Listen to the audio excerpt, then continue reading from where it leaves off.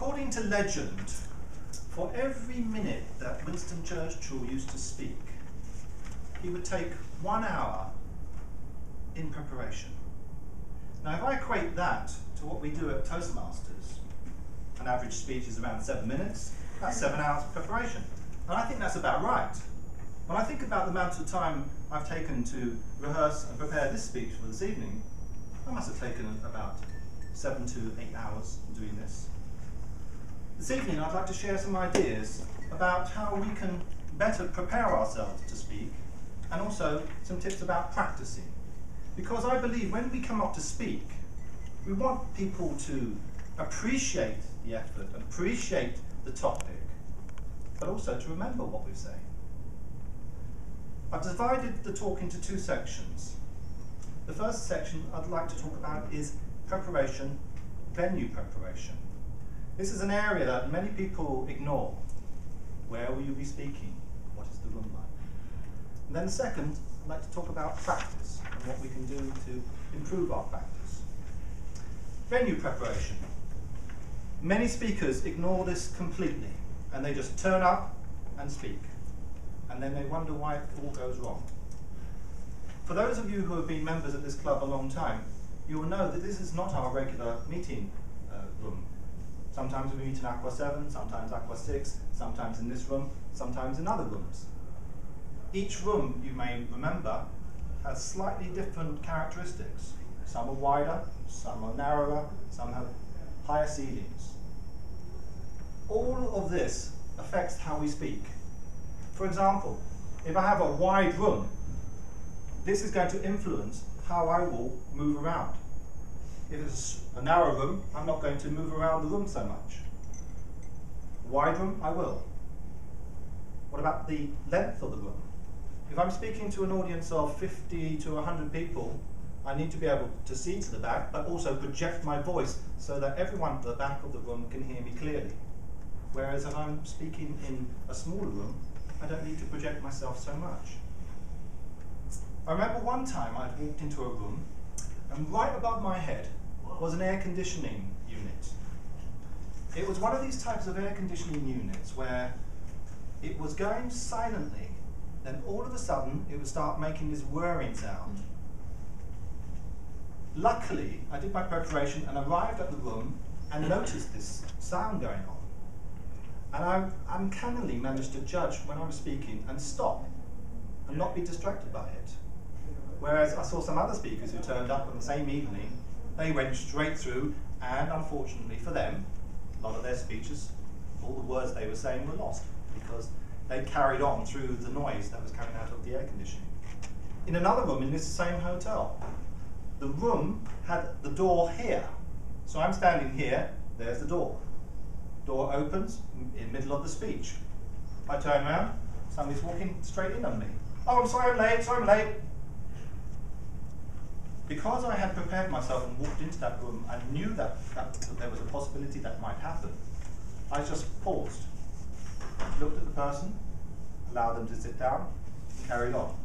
Whereas a few other people got caught out and started speaking to the person and interrupted their own speech. That is why preparation for the venue you are going to speak is incredibly important. What about equipment? You notice that up the front here, we have a projector and we have a laptop. How many of you use projectors and laptops? Can I see a show of hands, please? Okay, quite a few of you. How many of you, when you are speaking in a room, prepare your own laptop and your own projector? Can I see a show of hands? Less people. It's important, I believe, that every speaker get used to knowing how projectors and how laptops work. Because no 2 projectors work the same, no 2 laptops work the same. You may arrive at one place, they've got one of these overhead ones. They put the keys away and you can't get into the cupboard, you don't know how to work it. What do? You need to be able to handle that sort of situation. Or, what happens even worse?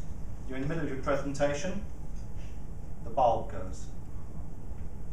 Panic or not? I believe if you've done your preparation well, you will have had a set of slides, you will know the slides so well that you can continue to speak irrespective of whether there's anything on the screen or not. Your ability as a good speaker will come through that you will be able to project what's on the screen regardless of whether they can see it or not. Other things can happen, and frequently do. You bring your slides on a memory stick. Corruption. Keynote. Something goes wrong. Slides are not there. It pays to make sure you double and triple check yourself in your preparation. How many of you use PowerPoint? How many of you use Presentation View? Only one person's heard of it. If you've never heard of it, go and get the manual, learn about it. It's in 2003, 2010. It will save you an awful lot of bother when you're dealing with PowerPoint, because it shows you not only the slide that you are delivering, but also the next slide and any notes that you've written. So you can stand behind your laptop, you can look at the slide, you don't have to look behind you at all at the slides because you're seeing them in front of you. It's very, very powerful, very useful, and far too many people don't use it. Too many people do this. Now I'm going to show you the slide. And then they forget to turn back to where the audience is. You won't be caught out that way because you'll be looking at your slides. The other thing is, projector's over there, laptop's over there, you're over here. How do you go to the next slide? Well, if you haven't got one, I would recommend you buy yourself a little device, which is a portable mouse, which is plugs into your computer, and you'll be able to walk around, click the slides backwards and forwards, and so on. So these are little tips and tricks that I believe will pay you dividends when you get up to speak. If you are relaxed and prepared within the room, your speech then will flow, because you're not concentrating on anything around you. You know what potential distractions are around. You know there's what movement's going on. You know where everything is. You feel relaxed. Mental rehearsal. I've been visualizing delivering my speech in Aqua 7. Luckily, I said to myself, Pedro, you mustn't do that. Get out of Aqua 7. It may not happen. Put yourself into Green 4. Remember what it looks like, in case. And I'm glad I did, because I know what this place looks like. I know what the green looks like now. And I had prepared myself. I was also in Aqua 6. I was in all these rooms, walking to and from the station, just getting myself ready to do the speech tonight. Which leads me on to the practice part of the speeches. So there you are.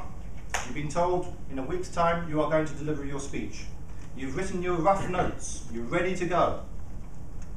How do you learn your speech? How do you practice it? I'll give you two ideas which I use. I use something called a mind map. Has everyone heard of mind mapping? Yes.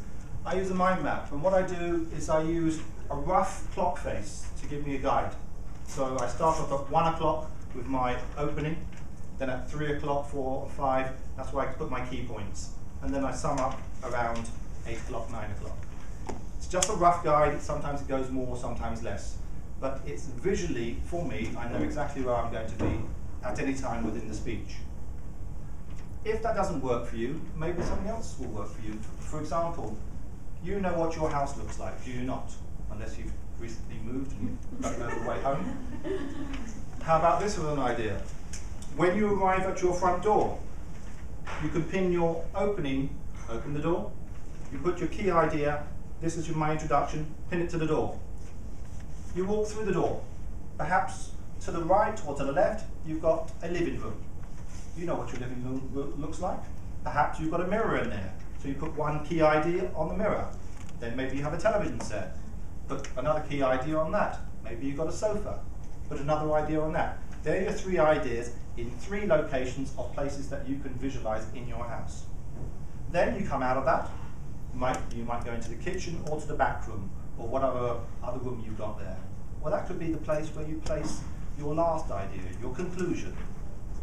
That way, when you're walking in your speech, all you have to do is think, I'm at home, I walk through the door, all right, okay, key ideas on the front door, oh, I'm walking into my room, oh, there's on the mirror, one idea, and so on. Very simple ideas, but very powerful. And I'm using it now. Not doing that one, I'm using the mind map. But nevertheless, that's the way you can work, and you can come up with some brilliant ideas very, very quickly. Then, the actual preparation, speaking it aloud. from my house to the tube station is 10 minutes. So there I am, I'm walking along the street.